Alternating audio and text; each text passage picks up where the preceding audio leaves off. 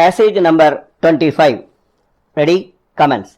Mr. Chairman, in my opening remarks at the time of presenting the railway budget and again while concluding, I have said that I have been receiving wholehearted cooperation and support from all sections of the House. I express my gratitude that irrespective of party affiliations, all sections of the House have expressed their appreciation as well as criticism, and I am glad to say that even criticism has cut across party lines.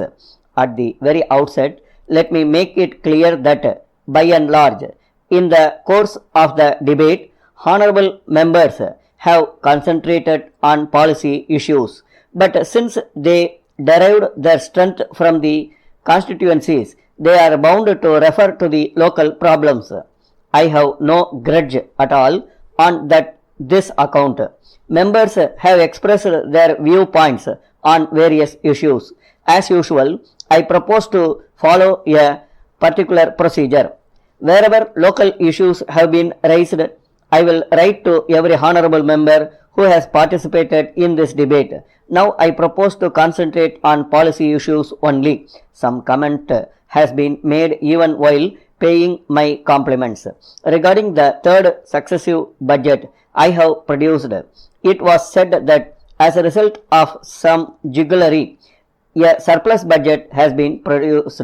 It is said that because some increases in fares and freights have been made, a surplus budget had been produced. That is not a very sound argument at all. As far as the last 2 years are concerned and the revised estimate is concerned, there was no increase in fare and freight at all. Fortunately, we have in this house educationists and economists. Therefore, if all aspects of the question are taken into account, I am sure the problem can be properly understood. There is one important matter to be considered. Very often it is said that the wagon movement has suffered and that the traffic has very much suffered and that the rail users are complaining. I would like this house to take note of the fact that the entire pattern of traffic this year and last year has totally changed. Formerly, there was one bad feature of Indian economy, namely that we were forced to go in for heavy imports of food materials. I am very proud to say that we have produced a record quantity of food grains during the last financial year. This in turn has created a problem for the railways. The food grains have to be moved over a long distance. This has resulted in the lacking of the wagons. This is another factor that is to be taken note of. One point has been repeatedly made in this house. It has been said that there should be coordination among all the modes of transport and that otherwise it will not be possible to increase the efficiency of our transport system. I am happy to say that the Planning Commission has accepted our proposal and a committee has been appointed for this purpose. It has gone to the rural areas and discussed the problem.